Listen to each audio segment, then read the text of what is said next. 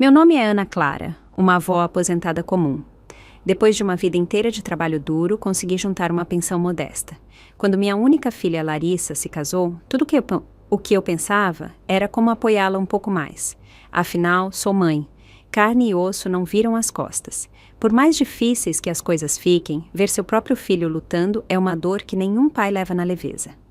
Desde o ano em que se casaram, comecei a ajudá-los financeiramente e raramente parei. Larissa e o marido, Bruno, vivem em São Paulo, onde tudo custa aos olhos da cara. Aluguel, transporte, contas, o que for. Os salários deles mal cobriam o básico, então eu entrei com o que podia. Aí veio o bebê, e com a chegada do Caio vieram a fórmula, as fraldas, a creche, os gastos nunca acabavam. Não esperei que pedissem, ofereci todo mês, não era uma fortuna, mas era o suficiente para alimentar o Caio e manter a casa funcionando. O tempo voou. Sem perceber, o Caio já estava na idade de ir para a escola. Aquela transferência de R$ 5.000 tinha virado a parte mais rotineira do meu orçamento. Meus velhos amigos me zoavam de vez em quando, dizendo: Ana, você é uma mãe boa demais. Mandando dinheiro todo mês assim, não tá preocupada que o Bruno tá se acostumando com a mesada? Eu ria, repetindo sempre a mesma coisa. Pra que ficar contando? É minha família. Enquanto eles estiverem bem, eu fico feliz. Alguns me chamavam de desinteressada, mas nunca vi assim. Só fiz o que achava que uma mãe devia fazer. Olhando para trás, talvez eu tenha sido ingênua demais. Talvez, aos olhos deles, eu tivesse me reduzido a nada mais que um caixa eletrônico ambulante. O Natal estava chegando, os dias ficavam mais frios, mas meu coração estava quentinho. Eu tinha decidido desde o começo, esse ano ia passar as festas na casa da Larissa. Queria estar com eles. Queria que fôssemos uma família. Comecei a planejar a ceia de Natal com 2 semanas de antecedência. Escolhi um moletom quentinho com estampa de dinossauro para o Caio. Ele ia amar. Para Larissa, finalmente consegui aquele cachecol de lã que ela namorava há meses, quente e chique, igual a ela.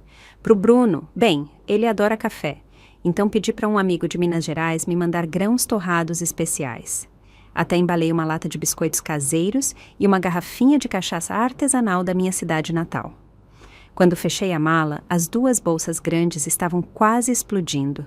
Cantarolei enquanto arrumava tudo, imaginando a cena.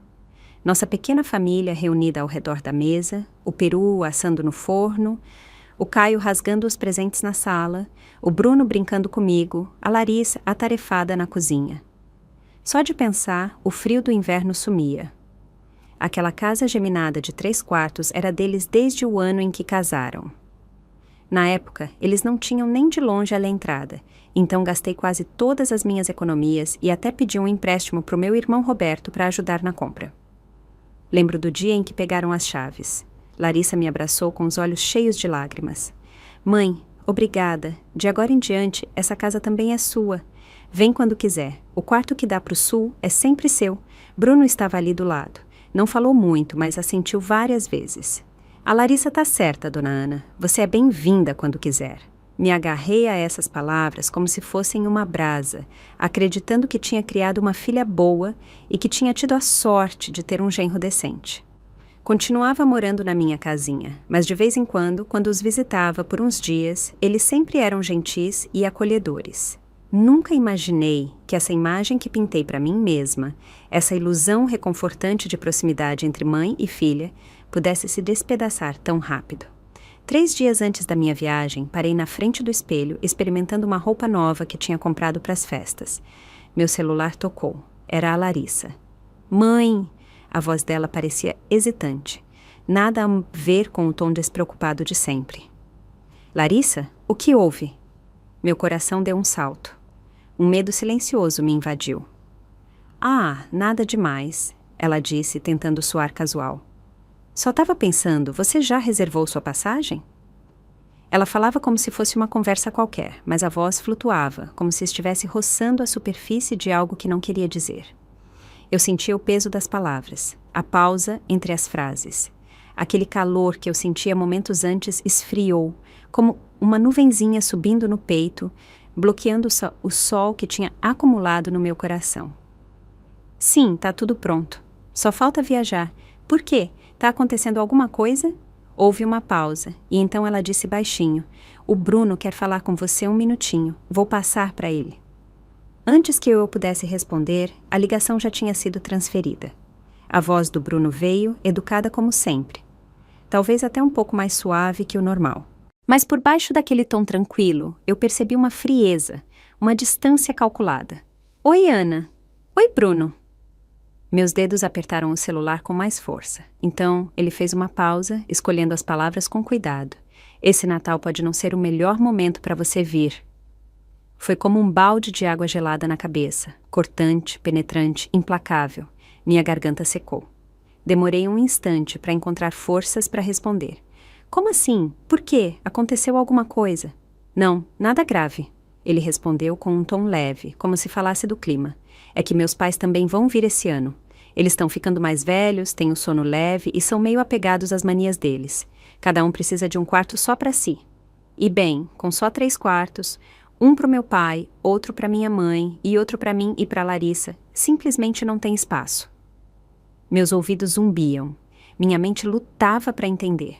Os pais dele ganhavam um quarto cada um, e eu, a mãe que doou todas as economias da vida para ajudar na entrada da casa, a mulher que transferia 5 mil reais todo mês como um relógio não tinha lugar. Soltei a primeira coisa que me veio à cabeça. Eu posso dormir no sofá. Sério? Não me importo, são as festas. Tô de boa até com um cobertor no chão. Ainda me agarrava esperança. Eles não seriam tão cruéis a ponto de rejeitar uma avó no Natal. Claro que não. Houve uma pausa de vários segundos. O Bruno não esperava que eu fosse tão complacente. Quando falou de novo, a irritação mal se escondia por trás do tom controlado. Ana, você não precisa passar por isso.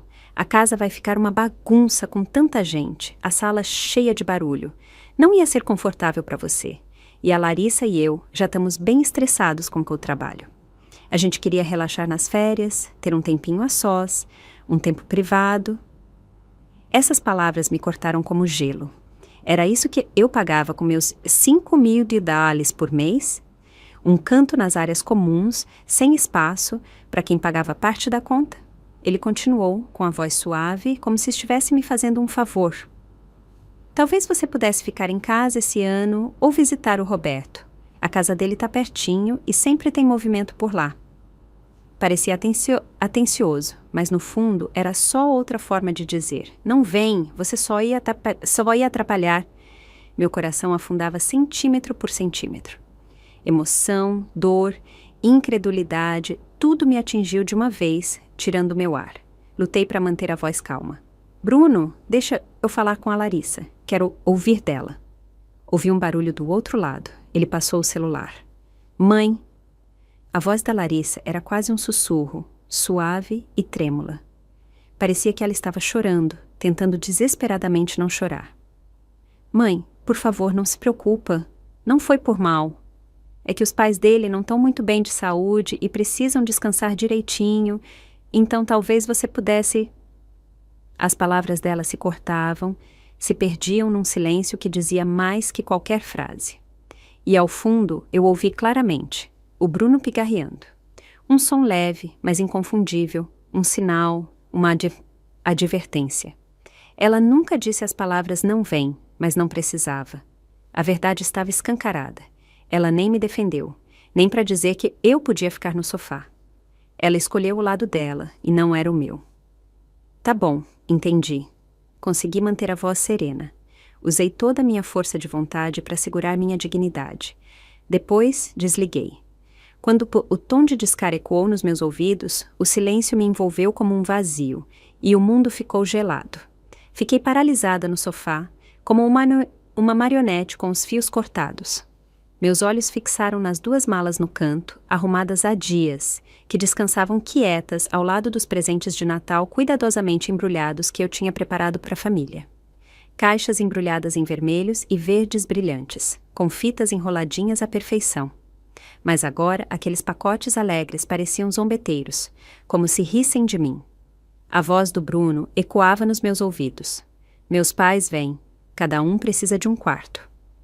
As palavras giravam na minha cabeça como um disco arranhado, e eu não conseguia evitar que as memórias me inundassem. Lembrei quando eles casaram. Os dois viviam apertados num apartamento alugado caindo aos pedaços, velho, com correntes de ar e mal habitável. No inverno, as paredes gelavam. No verão, o ventilador de teto rangia como se fosse desabar a qualquer momento. Eu não aguentava ver eles vivendo assim, então meti a mão nas economias da aposentadoria que juntei a vida toda. Ainda não era o bastante, então pedi empréstimos para amigos e família. De algum jeito, consegui juntar o que precisavam para a entrada daquela casa geminada de 3 quartos. Passei dias correndo atrás de papelada, com dor dos pés à cabeça, mas com o coração cheio. Achei que estava ajudando minha filha a construir o lar dela. Depois veio a gravidez. Os enjoos matinais da Larissa eram tão fortes que ela não segurava nada. Me mudei temporariamente para cuidar dela. Cozinhava o que ela tolerava, acompanhava quando ela não conseguia dormir, fazia massagem nas costas doloridas. Depois que o Caio nasceu, vieram as noites sem dormir. Cada vez que ele chorava, era eu quem andava em círculos pela sala, ninando ele nos braços, para que o casal jovem pudesse descansar um pouco. E durante todos esses anos, sem falta, meu celular vibrava no começo do mês. Uma mensagem do banco. 5.000 ALs transferidos direto para a conta da Larissa. Nem um centavo a mais, nem um centavo a menos. Mesmo quando eu passava aperto cortando gastos na minha própria comida, nunca falhei um mês. Dei tudo, dinheiro, tempo, energia.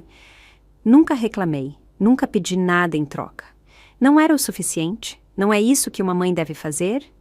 E agora, o que eu recebo em troca é uma dispensa cuidadosamente formulada.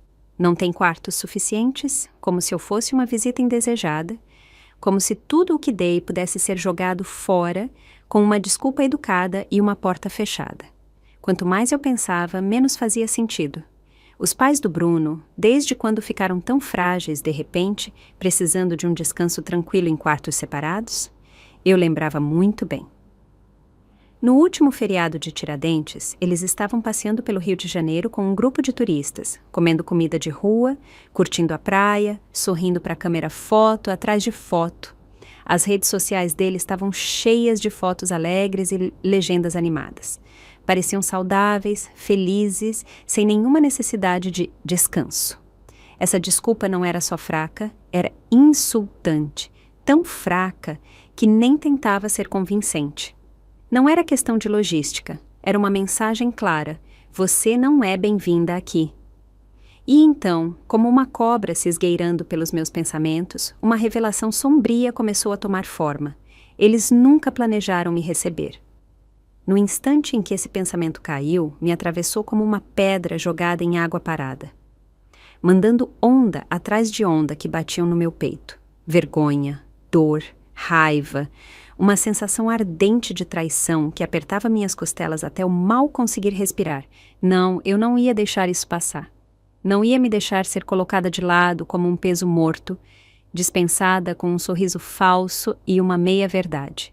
Eu precisava saber a verdade toda. Mal dormi aquela noite. Rolei na cama até o céu começar a clarear.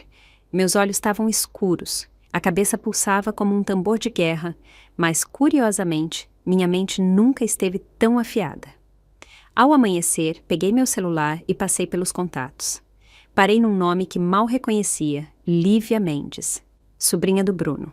Só nos vimos uma vez, numa festa de Natal. Trocamos gentilezas e nos adicionamos por educação. Mal falamos desde então. Hesitei. Depois abri a conversa e escrevi com a maior naturalidade possível. Oi, Lívia, sabe o que os pais do Bruno vão fazer no Natal esse ano? Tava pensando que se não forem para casa dele, talvez eu pudesse convidá-los. Meu polegar pairou sobre o botão de enviar por um momento. Depois cliquei. Fiquei paralisada, segurando o celular com as palmas suadas. Meia hora depois, a Lívia respondeu, animada, sem saber da tempestade que estava prestes a causar. Oi, Ana! Que coincidência! Meus tios já planejaram passar o Natal na casa do Bruno. Estão super animados. A família toda vai se reunir. Eles até reservaram uma viagem para Fernando de Noronha depois das festas. Bum! Foi como se um rojão tivesse explodido na minha cabeça, só que não iluminou o céu. Incinerou a última dúvida que eu tinha. Então era isso. Mentiras. Tudo. Do começo ao fim, Tudo era mentira. A história de que não tinha quartos suficientes, de que os pais idosos precisavam descansar, era pura ficção. A verdade era simples. Eles simplesmente não me queriam lá. Eu era um estorvo, um peso, algo para ser controlado, escondido, excluído. E eu, como uma idiota, me ofereci para dormir no sofá. Estava disposta a me contentar com o chão, se isso significasse estar com minha família, mas nem um cantinho me deram. Bruno, que atuação! Deem um Oscar e uma ovação para ele. A performance foi impecável. Pena que o roteiro era uma porcaria. Eu tremia de raiva. A humilhação queimava como um rastro de pólvora. Precisei respirar fundo para que minhas mãos não tremessem, mas não ia ficar calada. Não dessa vez. Peguei o celular de novo e disquei o número da Larissa. Chega de suposições. Chega de esperar. Eu precisava de respostas e ia consegui-las. O telefone tocou um tempão antes do Bruno finalmente atender. O tom dele era cortante, já impaciente. Nem se deu ao trabalho de fingir. Sim, Ana, o que é agora? Engoli o fogo na garganta e falei com a voz áspera e fria. Bruno, deixa de enrolação. Me fala-se a verdade. Os seus pais realmente precisam de um quarto cada um por causa da saúde? Ou vocês todos vão para Fernando de Noronha depois do Natal? Houve um silêncio. Então a voz dele voltou, furiosa e tensa. Nossa, Ana, quem tá te contando essas coisas? Quem te falou isso? Ele não negou. Só entrou em pânico pensando onde estava o vazamento. E isso era toda a resposta que eu precisava. Não precisa saber de onde eu soube, disse com frieza, a voz firme como uma espada. Só responde, sim ou não. Ele ficou em silêncio de novo, mas dessa vez não tentou disfarçar. E então a máscara caiu. Ele baixou a voz, dura, desdenhosa, com um toque de desprezo. E daí se for verdade? O Natal é para nossa família. Meus pais quase não vêm. A gente realmente precisa de você aí complicando as coisas? Sério, Ana, você não acha que está sendo um pouco demais? Essa palavra caiu como um tapa na cara. Eu tremia, as mãos apertadas, a respiração entrecortada entre raiva e angústia. Demais? Repeti, com a voz falhando de incredulidade. Bruno, eu ajudei a criar seu filho. Dei o dinheiro para vocês comprarem essa casa, mando 5 mil todo mês e eu sou a que tá demais? Ana, não distorce as coisas, ele retrucou, agora abertamente hostil. A Larissa é minha esposa. Agora a gente tem nossa própria família. Tá na hora de você parar de se meter onde não é chamada. Minha mente explodiu. Então era isso que significava se meter para ele. Minhas transferências mensais de 5 mês, só o preço da entrada. Tolerável. E mesmo assim, eu fiquei mais tempo do que deveria. Isso era algum tipo de trabalho torto onde eu pagava para eles me deixarem vir? Onde eu tinha que comprar meu lugar com dinheiro e silêncio, sem nunca incomodar a família de verdade? De repente, vi tudo com uma clareza perfeita. A raiva me atingiu como um raio. Anos de orgulho engolido, de dor não dita, de me desdobrar pela paz. Tudo explodiu como um vulcão. Bruno, você não sente nem um pingo de vergonha? Minha voz tremia, mas rugia com um fogo que eu não sentia há anos. Quem pagou a entrada daquela casa onde você vive tão confortável? Quando você não tinha um tostão, quem gastou as economias da aposentadoria e pediu emprestado só para te ajudar? Quando a Larissa estava grávida, doente e exausta, quem estava lá todo dia cozinhando, acompanhando nas consultas, fazendo massagem nas costas dela? Quando o Caio era recém-nascido, chorando a noite toda, quem carregava ele em círculos por horas para vocês dormirem? Você diz que eu me meto? Se eu não tivesse me metido, você não teria nada disso. Houve uma pausa, e então uma risada baixa e amarga ecoou na linha, cortando como uma faca de gelo. Ana! Ele disse, com a voz cheia de desprezo. Qual é o sentido de desenterrar o passado? Você deu o dinheiro porque quis. Ninguém te obrigou. Não pedimos. Se você decidiu dar, não vem agora fingindo que a gente te deve algo. Ele nem se abalou. Continuou, aumentando o tom com um ar de superioridade moral, como se fosse ele o injustiçado. E esse dinheiro que você manda para Larissa todo mês é sua escolha. Se quer ajudar sua filha, ajuda. Mas não age como se isso te garantisse um lugar na nossa mesa. Não é assim que funciona. Não tenta usar o dinheiro para nos manipular. Ele fez outra pausa e então deu o golpe final, como se fosse a coisa mais sensata do mundo. Meus pais trabalharam duro a vida toda para me criar. O mínimo que posso fazer é garantir que eles fiquem confortáveis quando vierem. Isso é ser um bom filho, Ana. É minha responsabilidade. Não é uma escolha, é dever. Ouvi isso. Ouvi como ele fez soar tão limpo, tão arrumado. Cada sacrifício que fiz, cada real que dei, cada noite sem dormir, reduzido a nada além de uma decisão minha. Despojado de significado, descartado como fiapo numa manga. Meu apoio, minha presença, nunca foram convidados, nunca bem-vindos, apenas tolerados. E agora, nem isso. Ele dizia que era natural cuidar dos pais dele, mas a mulher que ajudou a construir a vida dele do zero era um peso, uma intrusa indesejada. A hipocrisia era impressionante. O senso de direito, cegante. Eu tremia, não por falta de palavras, mas pelo peso da humilhação. A indiferença dele rastejava pela minha pele como 1000 formigas, sem deixar marca, só dor. E naquele silêncio horrível, paralisante, finalmente entendi. Não adiantava discutir.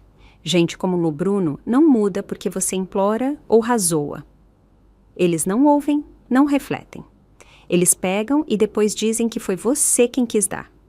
Ele nunca me agradeceu, nem uma vez, porque na cabeça dele eu não tinha dado nada que merecesse gratidão. Só fiz o que era esperado e agora, que ele não precisava mais de mim, estava me arquivando como um recibo de uma compra esquecida. Respirei fundo, segurando as lágrimas. Brigar com ele não me traria paz. Se muito, só tiraria o pouco de dignidade que me restava. A verdadeira questão não era o Bruno. Nunca foi. A questão era a Larissa, minha filha. No que ela acreditava? Qual era a posição dela nisso tudo? E por que, quando eu mais precisei, ela ficou em silêncio? Depois de desligar com o Bruno, fiquei olhando o nome da Larissa na tela do celular por um tempão, meu dedo pairando, tremendo levemente, até que finalmente cliquei para abrir uma nova mensagem. Respirei fundo, tentando manter a calma, a firmeza, mesmo estando destroçada por dentro. Não queria ser eu a quebrar o laço de mãe e filha que ainda nos restava. Larissa, acabei de falar com o Bruno. Tô muito magoada, sei que a vida não tá fácil para vocês dois. E nunca quis ser um peso, mas o que não entendo é porque ninguém me falou a verdade. Não sou irracional. Só quero que você seja honesta comigo, pelo menos uma vez. Só quero saber o que eu realmente significo para você. Apertei enviar. Depois esperei. A casa estava dolorosamente silenciosa, tão quieta que eu ouvia cada tic-tac do relógio na parede, cada respiração rasa que eu dava. Meu coração batia alto nos ouvidos. Os minutos passavam devagar, um atrás do outro.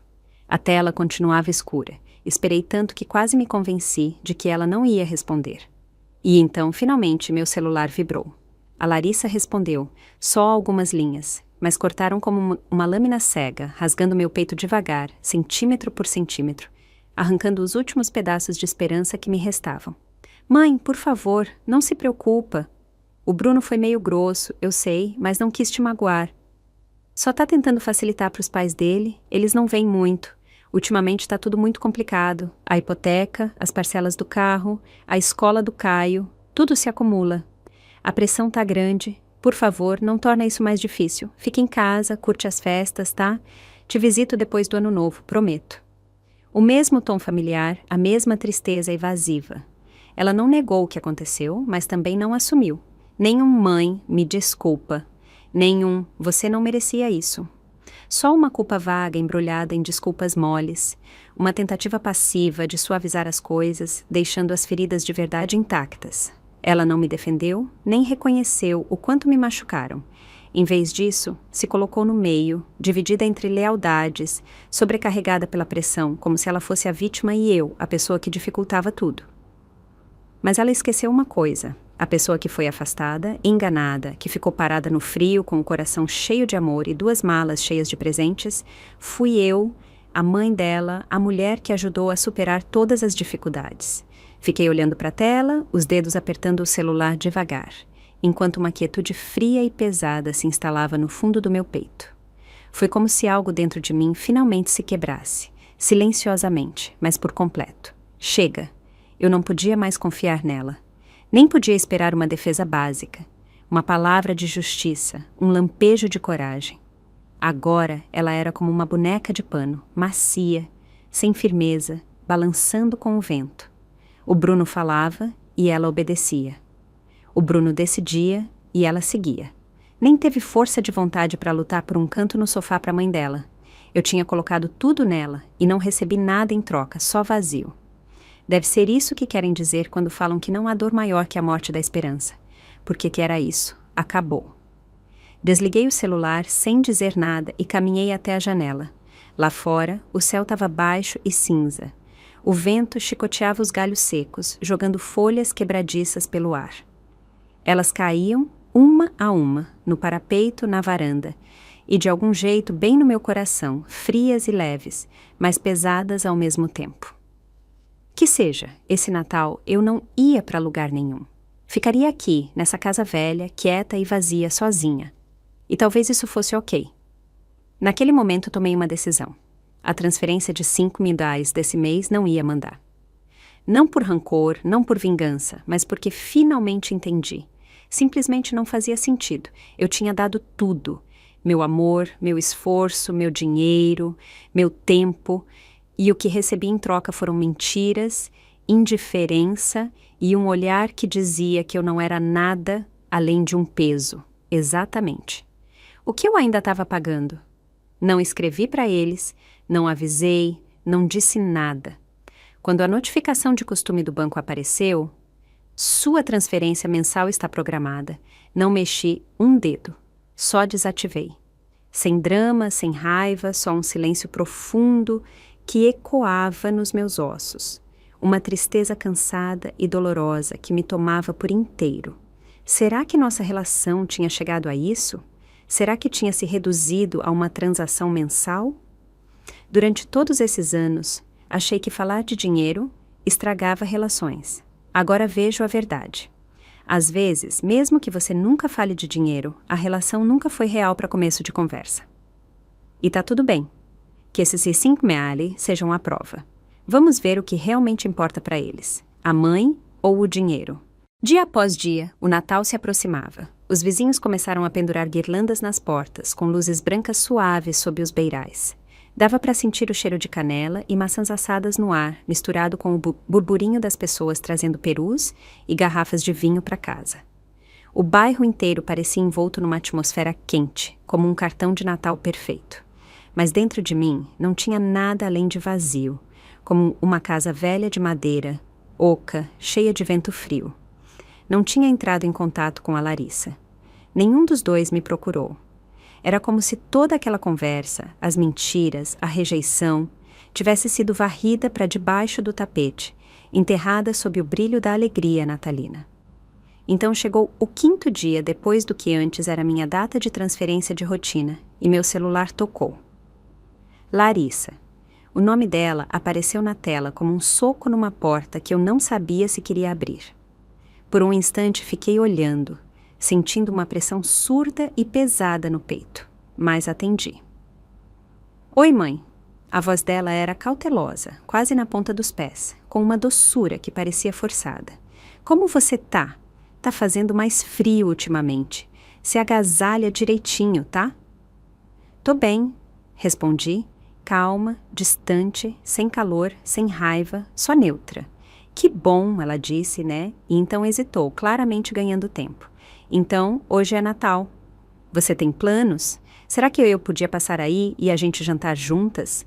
Soltei uma risada silenciosa, só na minha cabeça. Agora que ela queria saber como eu ia passar as festas, cadê essa energia semanas atrás? Não precisa, disse com suavidade. Vou jantar na casa do Roberto. Uma mentirinha inofensiva que poupou nós duas do desconforto da verdade. Ela ficou em silêncio por um momento, e então começou a falar coisas banais. Perguntou se eu tinha começado algum hobby novo, se a padaria da esquina ainda estava aberta, se o ipê da praça já tinha perdido todas as folhas, rodeando, esperando, esperando. Eu sabia exatamente o que era. Ela não estava ali pelo café ou pelas árvores.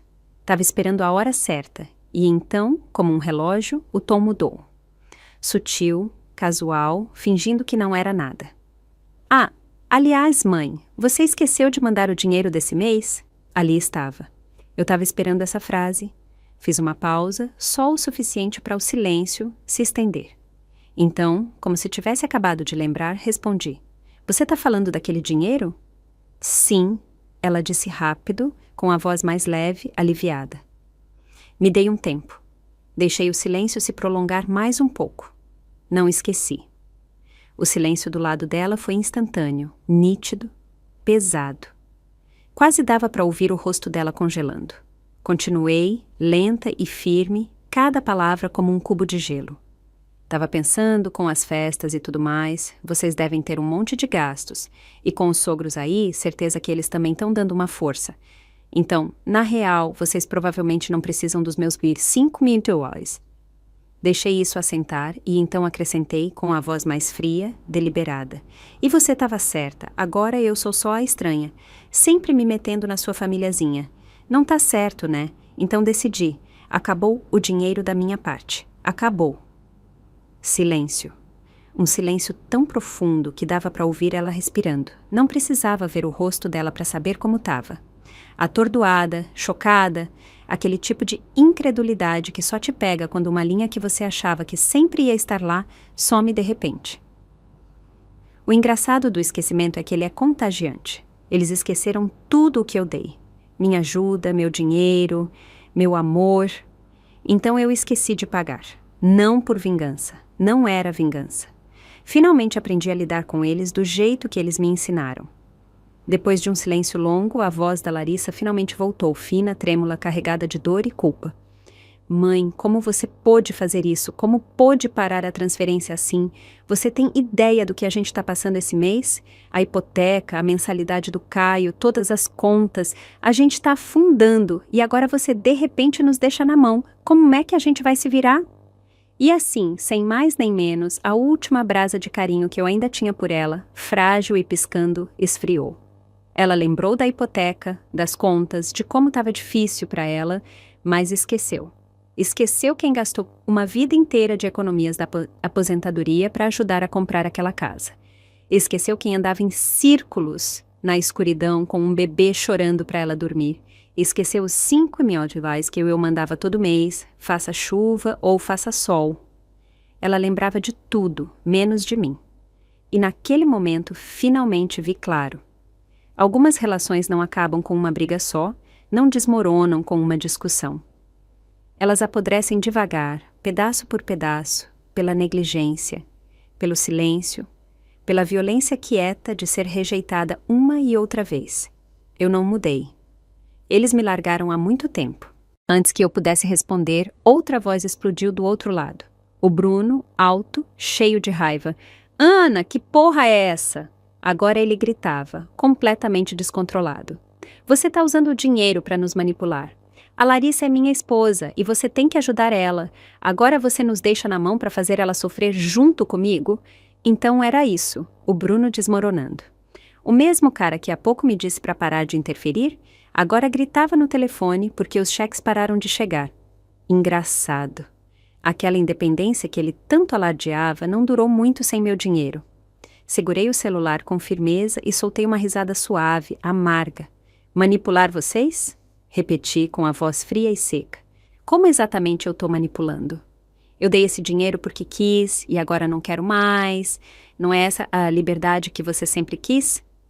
Fiz uma pausa para dar efeito e acrescentei com a precisão de vidro e a frieza de gelo.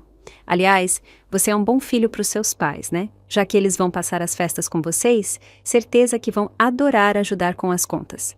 Afinal, você não para de dizer que essa é a sua casa. Não ia querer continuar sobrecarregando uma estranha como eu. Silêncio. E então, ele perdeu tudo de vez. Sua Ana Clara, não ousa fingir que é uma mártir. A entrada que você deu, meus pais pagaram as reformas. Você acha que é uma salvadora? As palavras dele agora vinham rápidas, venenosas, uma atrás da outra, ficando mais feias a cada segundo. Você só queria nos controlar e agora tá nos ferrando pra gente voltar rastejando. Sabe de uma coisa? Não vai rolar. Não precisamos do seu dinheiro nojento. Tá me ouvindo? Agora ele gritava sem controle, cuspindo raiva e palavrões como balas. Sim, Bruno, tô ouvindo. Para, Bruno, por favor, para. A Larissa, entrecortada por lágrimas, tentou interromper, mas foi em vão. Ele estava descontrolado, afundando numa birra cada vez mais profunda, alheio ao estrago que estava causando. Não disse nada. Não desliguei. Só escutei. Escutei como se estivesse vendo a vida de um estranho desmoronar por uma fresta na parede. As palavras dele eram feias, brutais, como facas, mas, estranhamente, não me cortavam mais, porque eu não sentia mais. Estava anestesiada, não porque não doesse, mas porque a dor tinha esgotado minha capacidade de sentir.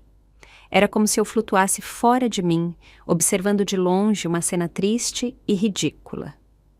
Um homem adulto gritando no telefone, uma mulher chorando ao fundo e uma senhora, eu, finalmente percebendo que alguns finais não são feitos de fogo e fúria. São feitos de silêncio, clareza e uma porta que se fecha quietinha atrás de você. Quanto mais o Bruno esbravejava, mais claro ficava tudo. O ataque de insultos, tão altos e grosseiros, era como uma faca enferrujada e cega. E ainda assim, de algum jeito, cortou o último fio ao qual eu me segurava. O último fio de esperança que eu tinha por essa família, pela Larissa, pela fantasia de um laço sagrado e inquebrável entre mãe e filha. Por muito tempo, tive medo do confronto, medo dos silêncios desconfortáveis, medo de que falar demais pudesse estragar a relação. Mas agora, depois de ser arrastada de cara no chão pela mesma gente por quem eu teria caminhado sobre brasas, percebi uma coisa: quando a fachada quebra, fica mais fácil respirar. Pelo menos eu não precisava mais atuar na farsa, fingindo que éramos a imagem de uma família amorosa e grata, que eu era a mãe generosa e eles, os filhos leais. A voz do Bruno finalmente começou a falhar. Tantos gritos o deixaram sem fôlego. O único som que restava na linha era a respiração dele, pesada e furiosa. Esperei um momento antes de falar, calma, firme, fria como água parada. Terminou? Silêncio. Como se ele não esperasse que eu soasse tão tranquila. Soltei um suspiro leve. Não estava cansada, só farta. Bruno, você me disse uma coisa antes. Disse que você e a Larissa são uma família independente e que eu não devia interferir. Tá bem, respeito isso. A partir de agora, não vou interferir nunca mais. Fiz uma pausa, deixei isso pesar. Já que acham que eu estava usando o dinheiro para controlar vocês, deixa eu simplificar. Não vai ter mais dinheiro. Não vou dar nenhum centavo, sem mal-entendidos, sem condições. De agora em diante, me retiro da vida de vocês para sempre. Não gritei, não chorei, nem hesitei. E talvez por isso as palavras cortaram mais fundo, porque não vieram com raiva. Vieram de algo mais frio, mais forte, definitivo.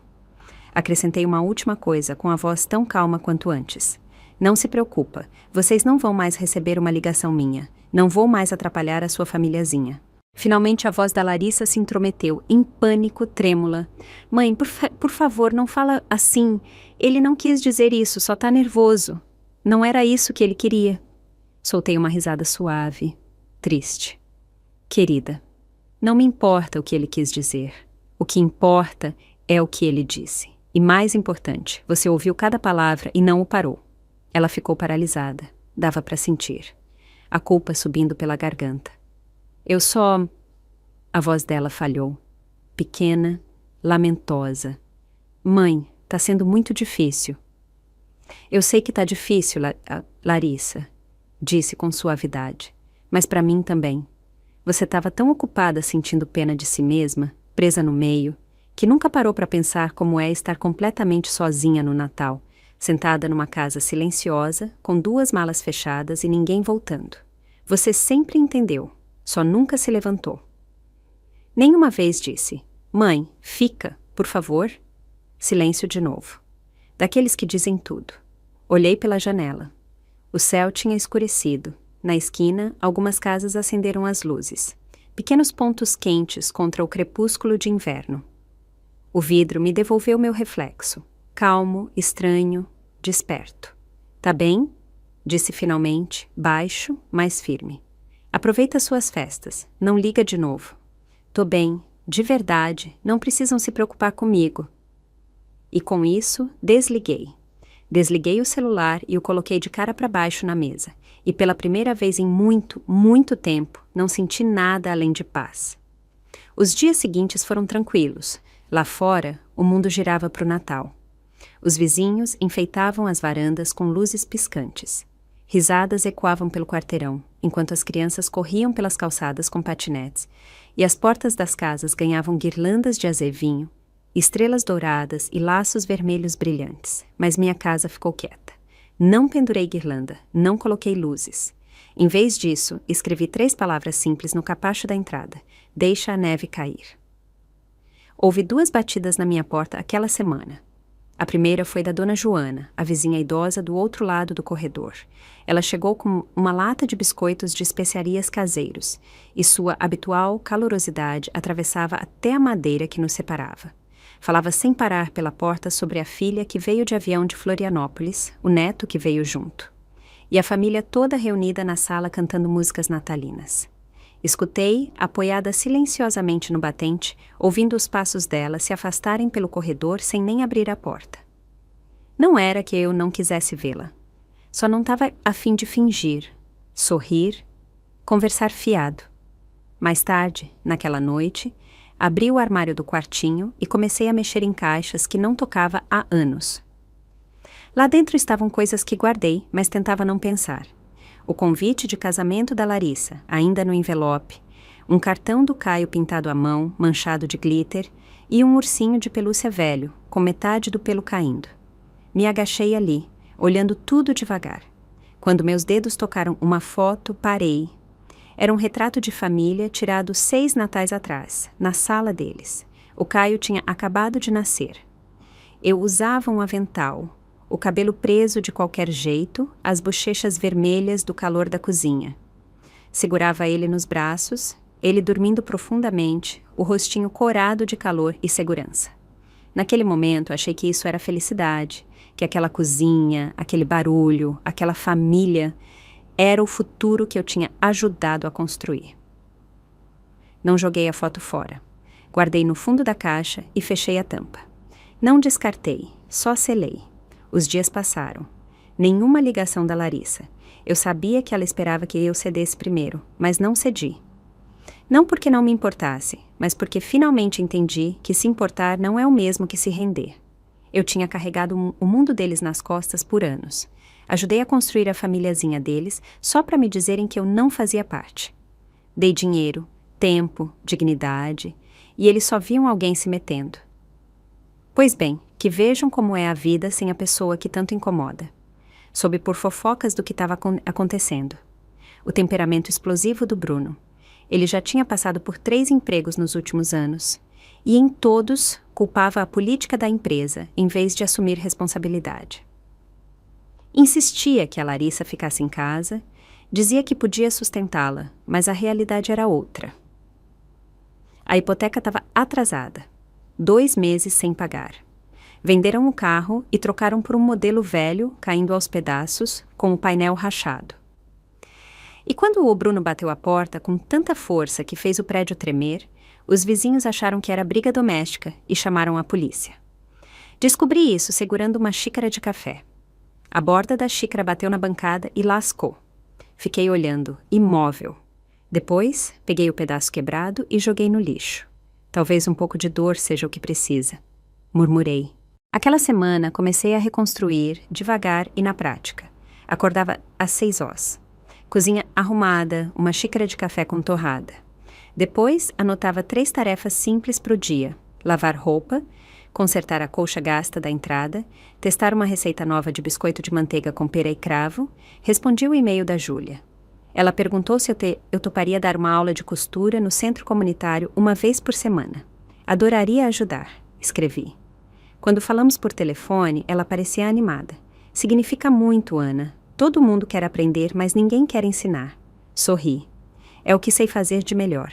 Se for útil para alguém, faço com prazer. A gente precisa de você, ela disse. Você não tem ideia do quanto. E de algum jeito, isso mexeu comigo, algo pequeno, mas real. Aconchegou uma parte de mim que eu achava que estava congelada para sempre. Porque talvez eu não fosse inútil, talvez precisassem de mim. Só não eles. Naquela noite, tirei o cachecol que a Larissa tinha deixado na minha casa, um que eu tinha tricotado para ela 2 invernos atrás, ponto por ponto. O fio tinha desbotado com o tempo. As bordas estavam desfiadas. Sentei no sofá com uma agulha de crochê na mão, remendando devagar, e enquanto meus dedos se moviam, meus pensamentos também, silenciosos, sem querer. Eu estava aquecida, com roupa de sobra. O Bruno ainda estava com raiva. Não mandava dinheiro há semanas, mas isso não significava que eu tinha parado de me importar. Eu tinha parado de confundir cuidado com obrigação. Finalmente estava aprendendo que amor não precisa vir às custas da autodestruição. Arrumei o quarto de hóspedes, coloquei lençóis de flanela limpos na cama, estendi o cobertor elétrico. Até deixei uma caixinha de biscoitos de morango, os favoritos dela, na mesinha de cabeceira. Não porque esperasse que ela voltasse, mas porque, se um dia o peso de tudo ficasse grande demais, se ela não tivesse para onde ir, eu queria que ela soubesse. Ainda tinha uma luz acesa ali aqui. Não por fraqueza, mas por paz. Não entrei em contato com ela e ela não ligou. Vivemos em silêncio por quase 1 mês, sem chamadas perdidas, sem batidas na porta. Comecei a acreditar que era o fim, que nosso laço estava quebrado demais para ser consertado, que o amor de mãe e filha, uma vez rachado como um móvel velho, simplesmente não tinha jeito. Mas então, numa sexta-feira à noite, algo inesperado aconteceu. Acabei de entrar da varanda, com os braços cheios de roupa seca, quando a campainha tocou. Alto, urgente. Sequei as mãos e fui até a porta. Olhei pelo olho mágico. Era ela. Uma bolsa de lona surrada numa mão, um casaco acolchoado velho fechado até o queixo. O rosto pálido, os olhos fundos, como se tivesse ficado ali um tempão, criando coragem para tocar. Nos encaramos pela porta por um longo momento. Então os lábios dela se abriram, hesitantes, suaves. Mãe, posso entrar? Abri a porta. Ela estava parada logo além da soleira, parecendo mais uma menina perdida que uma mulher adulta com família. Me afastei. Nem um bem-vinda, nem um quer um chá? Ela entrou devagar, sem tirar o casaco. Os olhos vermelhos, um cansaço que eu nunca tinha visto pesando nela. Mãe, a voz rouca, tremendo por algo que eu não conseguia identificar. Eu não aguento mais. Achei que conseguia, mas não consigo. Não chorou. Só ficou ali, cabisbaixa, esfregando a alça da bolsa com os dedos, como se procurasse palavras enterradas ali dentro. Em casa, ela engoliu em seco. O Bruno perdeu o emprego, dessa vez sem indenização. Os cartões de crédito estão estourados. A hipoteca está atrasada de novo e dessa vez a gente não consegue pagar. Não disse nada, nem um suspiro, nem surpresa. Eu esperava isso muito antes dela. Aquele dia que você não atendeu o telefone, eu soube que não queria mais saber de mim. A voz dela baixou ainda mais. Depois disso, tentei ligar de novo, mas não consegui, não aguentava e agora não sei com quem mais falar. Ela pigarreou, como se engolisse um caco de vidro. Não vim te pedir dinheiro. Sei que você tá de saco cheio de mim. É que não sei para onde mais ir, não sabia quem mais ia me ouvir. Não me apressei em responder. Em vez disso, me recostei no sofá e guardei o fio meio remendado na cesta. Olhei para ela com aquela calma que só o tempo e a dor conseguem moldar.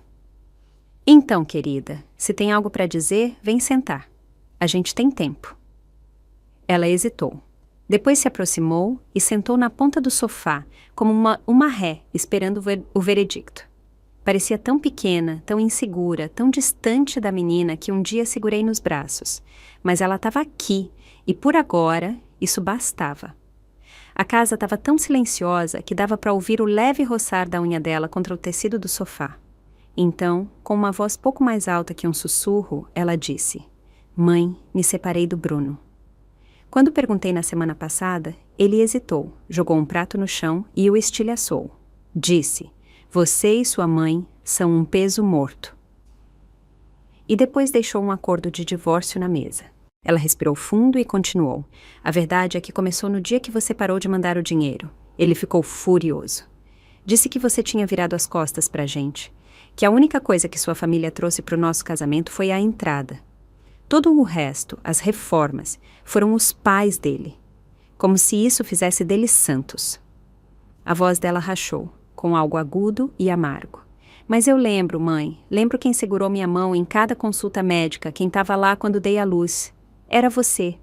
Você que andava pelo apartamento a noite toda com o Caio. Você que cozinhava, limpava, me carregava quando eu mal conseguia ficar de pé. Ela fez uma pausa e quando falou de novo, a voz tremia. Eu sabia de tudo isso, só que estava com muito medo de arrumar confusão. Achei que, se ficasse quieta, se evitasse briga, talvez o casamento segurasse. Assenti. Ela limpou o nariz com a manga e disse: tudo começou a sair de casa. Todo dia ele estava mais nervoso. Na noite que o Caio teve febre, liguei pedindo ajuda. Sabe o que ele disse? Problema seu. Ela baixou o olhar, os olhos cheios de lágrimas de novo. Não aguentei mais. Tentei, juro, mãe, tentei. E então vieram as lágrimas. Não suaves, não silenciosas, mas ásperas, cruas. Vergonha, medo, culpa, tudo desabando de uma vez. Mãe, me desculpa, sussurrou. Não te defendi, não disse uma palavra, e agora sei. Você não estava com raiva de mim, estava magoada.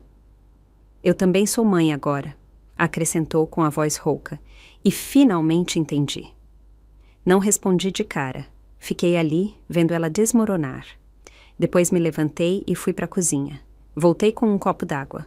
Toma, disse com suavidade. Bebe um pouco, respira. Ela pegou. As mãos tremiam quando o copo tocou os lábios. Não estava com raiva, disse, sentando de novo. Estava cansada de um jeito que não sabia explicar. Ela me olhou, os olhos cheios de arrependimento, as lágrimas caindo livres. Você dizia, mãe, é sua rede de segurança, falei baixo. Mas com o tempo, essa rede parou de ser um conforto e virou um caixa eletrônico. Ninguém me perguntou se eu estava bem, só perguntaram se eu continuava dando. Cada palavra era quieta, mais certeira. Te deixei entrar hoje porque você é minha filha. Isso nunca muda. Ela assentiu com força, enxugando as bochechas. Mas a dor que você me causou não some de uma hora para outra. Olhei nos olhos dela. Vai levar tempo. Vamos ter que reconstruir. Ela chorou de novo, dessa vez soluçando, mas com algo diferente por trás das lágrimas. Uma espécie de compreensão, uma espécie de alívio. Mãe, não quero que você viva assim, cansada e sozinha. Vou dar um jeito. Vou arrumar um emprego. Não vou mais depender de você como antes. E então ela me abraçou, desabou nos meus braços e se agarrou a mim como quando era pequena, quando um pesadelo ou um joelho ralado eram o pior do mundo.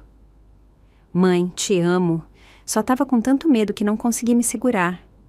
Eu a abracei, acariciei as costas dela com suavidade e sussurrei. Tá tudo bem desmoronar às vezes, mas você não pode passar a vida usando alguém como muleta, entendeu? Ela assentiu contra meu ombro, tensa, em silêncio. Não disse mais nada. Deixei ela chorar. Depois, devagar, me levantei e voltei para a cozinha. Peguei o pote de mel, coloquei a chaleira no fogo e comecei a preparar um chá quente para ela. Lá fora, o vento uivava, chicoteando os galhos secos. Mas dentro, finalmente tinha um brilho de calor, uma luz que não acendia há muito, muito tempo. A Larissa ficou na minha casa por 3 dias. Não se mudou de vez, só ficou temporariamente. Foi como ela disse e eu não discuti. Não trouxe muita coisa, só uma bolsa de ombro pequena, mal arrumada, nem com uma troca de roupa completa. Arrumei um pijama limpo e achei um cachecol velho que tricotei para ela anos atrás, aquele que ela amava quando criança. Depois jogou fora, disse que a cor era feia e guardou numa gaveta. Nunca joguei fora. Na primeira noite, ela não falou muito. Comeu em silêncio, olhando para o prato. Nem mencionou o Caio. Depois do jantar, preparei uma chaleira e coloquei uma colher extra de mel. Ela sentou encolhida na ponta do sofá, abraçando a xícara como se fosse a única coisa que a mantinha de pé. Mãe, murmurou, obrigada por me deixar voltar. Olhei para o rosto dela, mais magro do que eu lembrava, com olheiras. Assenti. Sou sua mãe, não sua locadora. Querida, não precisa andar na ponta dos pés comigo. Os olhos dela ficaram vermelhos de novo, e ela baixou a cabeça, tomando um gole de chá para esconder as lágrimas. Não disse mais nada, não por raiva, mas porque sabia que se amolecesse rápido demais, ela podia voltar a ser a pessoa que só sabia se apoiar. E eu não era mais aquela mulher, a mãe que se partia ao meio só para manter a filha em pé. Agora eu tinha minha própria vida. Comecei a fazer trabalho voluntário no centro comunitário. Uma vez por semana, ajudava a Júlia a dar aula de costura. Um grupo de jovens curiosos se juntava ao meu redor, perguntando sobre técnicas de ponto e como dar vida nova a tecidos gastos. O jeito que me olhavam, com curiosidade, com respeito, era como o sol aquecendo minha coluna depois de um inverno longo e amargo. Me lembrou que eu não precisava dar sem parar para provar meu valor. Não precisava ser a salvadora de ninguém para ser importante. A Larissa passava os dias procurando emprego e voltava à noite, quieta e cansada. Não mexia mais na minha despensa dizendo: "Por que você nunca compra nada gostoso, mãe?" Agora perguntava coisas como: "Mãe, você tá bem, tá descansando direitinho?" E ouvir isso significou mais para mim do que eu esperava. Uma noite ela chegou tarde, nem tirou os sapatos, só desabou na porta e soltou um suspiro longo. "Como foi?" perguntei. Ela balançou a cabeça. "Mandei uns 7, 8 currículos. 2 lugares me chamaram para entrevista, mas disseram que a concorrência tá grande. Tô na espera." Hesitou um instante e acrescentou baixinho: "Nunca procurei emprego sozinha. Sempre era você, depois o Bruno, sem fazer nada." Não tentei acalmá-la. Já era a hora. "Você ainda é jovem", disse. "Tá tudo bem começar do zero." Ela assentiu devagar. "Tentei uma vaga numa loja de conveniência. O gerente perguntou se eu tinha experiência de caixa e eu nem soube o que dizer. Sempre achei que era uma boa esposa, uma boa mãe, mas sem o Bruno, a caixa registradora." Ela riu, amarga, mas a risada ficou presa na garganta. "Mãe, sei que você não curtia meu jeito de viver. Eu também não quero voltar para isso." Passei um copo d'água para ela. "Já é muito que você saiba disso." Ela tomou-se um gole, mas os olhos subiram, nervosos. "Você não quer que eu fique?" Olhei nos olhos dela. "Não é que não te quero aqui", disse com calma. "Mas vamos deixar claro, aqui não é lugar para se esconder do mundo. E eu não tô aqui para carregar sua vida de novo." Ela baixou o olhar. "Entendi. Não vou te ajudar muito dessa vez, mas também não vou te mandar embora. Você pode ficar um tempo, o suficiente para respirar e decidir o próximo passo, mas as decisões agora são suas." Ela mordeu o lábio. "E o Caio? Ele tá com o Bruno?" Perguntei. Ela assentiu, baixando a voz. "A mãe do Bruno se ofereceu para cuidar dele uns dias, mas não confio nela." Não respondi de imediato. A verdade era que eu sabia que não ia demorar para ele voltar aqui. O Bruno mal dava conta de si, quanto mais de uma criança de 6 anos. "Foca em se equilibrar", disse com calma. "Você não é a única responsável por esse menino, mas se quer ser alguém em quem ele possa confiar, precisa ser alguém que fica de pé."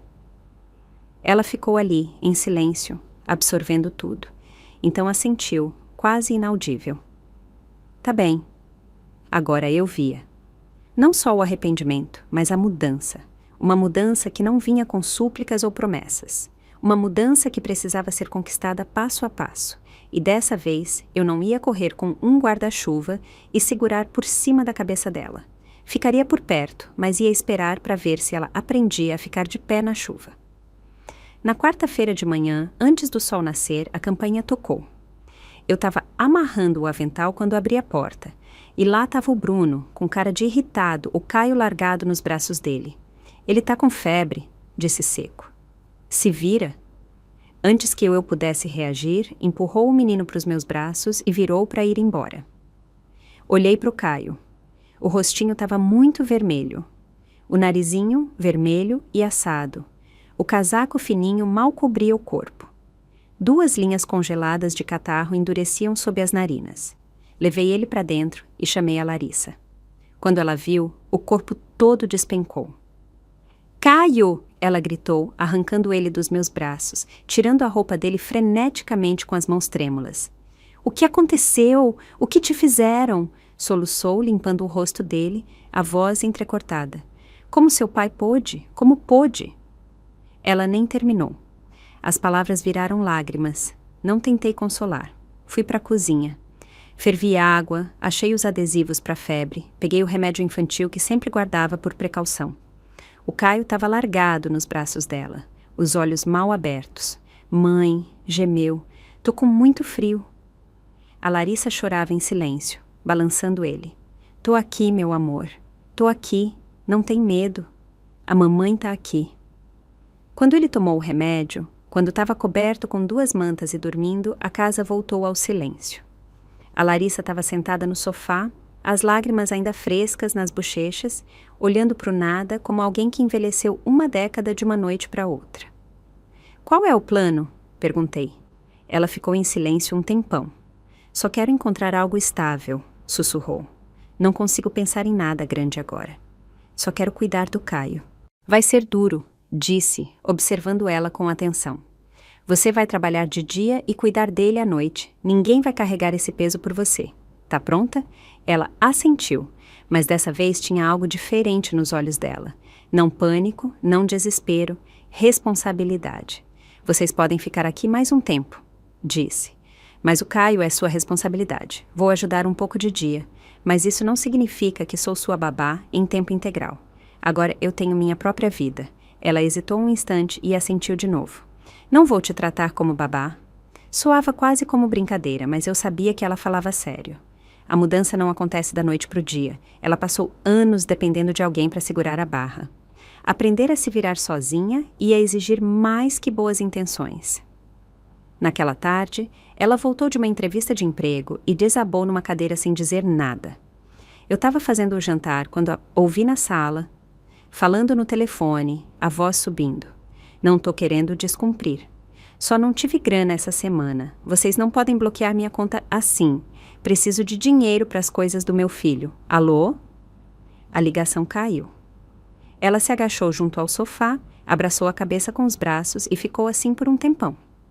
Não disse nada. Não porque não me importasse, mas porque essa era a realidade dela agora. Dela. Eu não podia continuar resgatando. Não ia deixar ela me puxar para o fundo enquanto tentava se manter na superfície. No jantar ela mal falou. Não forcei. Depois de limpar a mesa, ela ficou do meu lado secando os pratos. Quieta, pensativa. Então do nada perguntou. Mãe, eu sempre fui tão egoísta assim? Fez uma pausa, depois acrescentou. Faz tempo que você queria cortar comigo. Olhei para ela. Não era querer cortar, disse. Era precisar. O amor não é um salário que você tem direito. Não é automático. É algo que a gente dá um para o outro com respeito, com limites. Não é só precisar de algo e esperar que a outra pessoa entregue. Os olhos dela se encheram de lágrimas. Sequei as mãos e me aproximei. Larissa, essa é sua segunda chance. Você vai errar, vai cair, mas não pode continuar esperando que os outros consertem. Um dia, quando você finalmente ficar de pé, vai olhar para trás e agradecer que eu não te mimei. Vai agradecer que finalmente parei de te segurar toda vez. Ela mordeu o lábio e assentiu. Mãe, obrigada por ainda me acolher. Dei um leve sorriso. Não te acolhi. Tô só te conhecendo de novo. Ela riu entre lágrimas e eu não consegui evitar sorrir também. E naquele momento, senti. O espaço entre nós, antes cheio de ressentimento, silêncio e dor, tinha mudado. Não sumiu, amoleceu. Não íamos voltar a ser o que éramos. Estávamos começando algo novo, uma relação que não se baseava mais no desequilíbrio, mas no crescimento mútuo. Respeito mútuo. Coloquei uma tigela de sopa quente na frente dela e disse: Come, amanhã tem outra entrevista. Não dá para negociar com a barriga vazia. Ela riu, enxugando o rosto, ainda sorrindo. Tá bem, mãe, vou fazer isso. E dessa vez acreditei nela. Na manhã em que a febre do Caio finalmente cedeu, a luz do sol entrou pelas cortinas e caiu nas bochechas dele.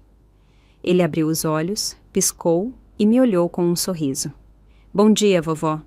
Sussurrou, a voz ainda rouca, mas os olhos claros e brilhantes, como se nada tivesse acontecido. Estendi a mão e toquei a testa dele. O calor tinha sumido, só restava uma tepidez suave, delicada.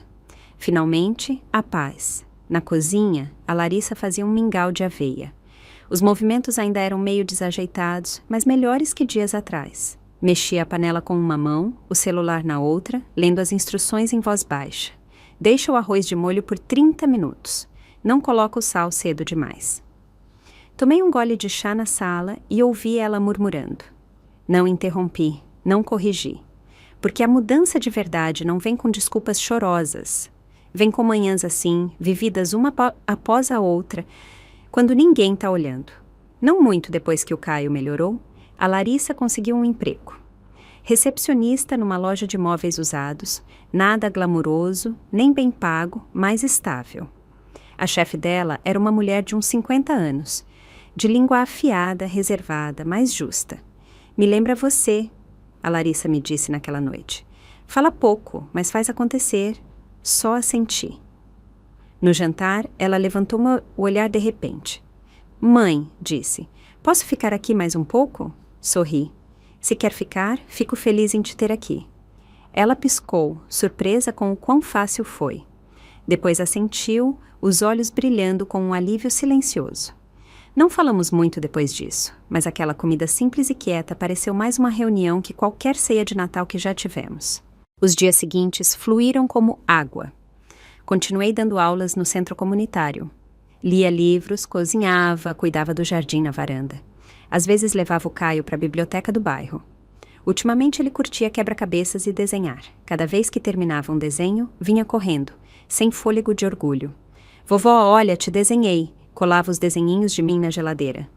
Sempre me faziam rir. A Larissa parou de dizer desculpa com tanta frequência.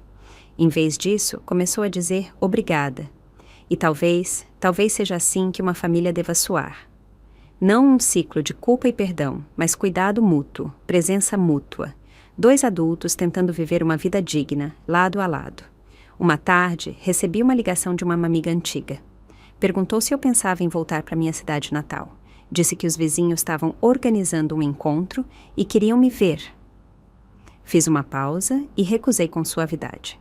Não queria voltar para o lugar onde todo mundo só me conhecia como aquela mãe boa, porque não sou mais uma mulher definida por ser mãe de ninguém.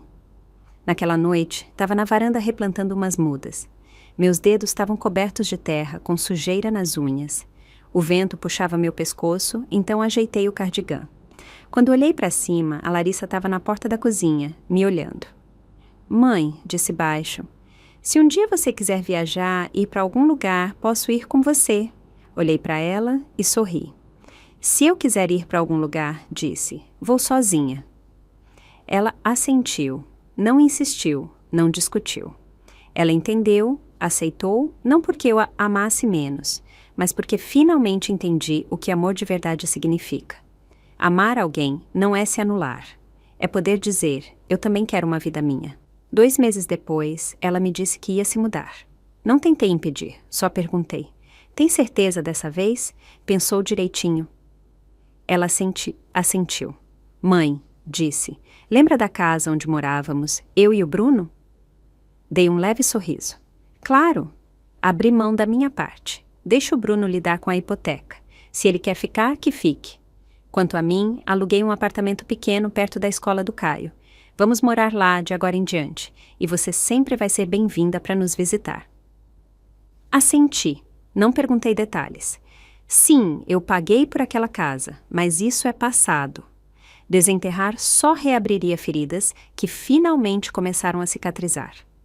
Às vezes, o verdadeiro acerto de contas não é correr atrás do que te devem, mas ver a dívida pelo que é, ver o devedor pelo que é e se afastar para sempre. Acompanhei ela e o Caio até a porta. Vi eles sumirem na esquina. Acenei e naquele momento não teve lágrimas, não teve tristeza. Só fechei a porta, voltei para a cozinha e preparei uma chaleira de chá. A sala voltou à quietude. Não estava vazia, só silenciosa, porque dessa vez o silêncio não era solidão. Era o espaço que finalmente reclamei para mim. Olhando para trás agora, vejo claro. Toda essa jornada nunca foi sobre uma libertação dramática, com uma saída explosiva. Foi sobre desatar com suavidade cada nó apertado e emaranhado que a vida me deu. Não é devastador, não é furioso, é só libertador. Soltar o controle, soltar a culpa, soltar o impulso automático de agradar, de salvar, de abrir mão dos meus limites em nome de ser uma boa mãe. Não quero um amor que fica contando pontos e não vou passar o resto da vida trocando paz por obrigação. Sei que ela vai enfrentar dificuldades de novo e sim, talvez um dia ela volte. Ela volte precisando de ajuda. Se puder ajudar, ajudarei. Se não, direi não, com clareza, sem culpa, porque agora finalmente entendo. Não sou um caixa eletrônico, não sou uma babá fixa, não sou a segunda chance de ninguém. Sou eu, uma mulher que se basta, e nessa vida que me resta, a primeira pessoa que escolho amar sou eu mesma. E chegamos ao fim de mais uma história real da vida. Se essa história tocou o seu coração, deixa o seu like e se inscreve no canal. É rapidinho, gratuito e me ajuda muito a continuar trazendo essas histórias com muito amor e carinho para você. Me conta nos comentários, de onde você está me assistindo, que horas são aí agora e o que essa história fez você sentir. Eu leio cada comentário com muito carinho e adoro saber um pouquinho de cada um de vocês. Se quiser me apoiar ainda mais, você pode enviar um super obrigado. E olha, se quiser ouvir mais histórias como essa, é só clicar em um dos vídeos que estão aparecendo aqui na tela. Um abraço bem apertado. Que bom que você existe.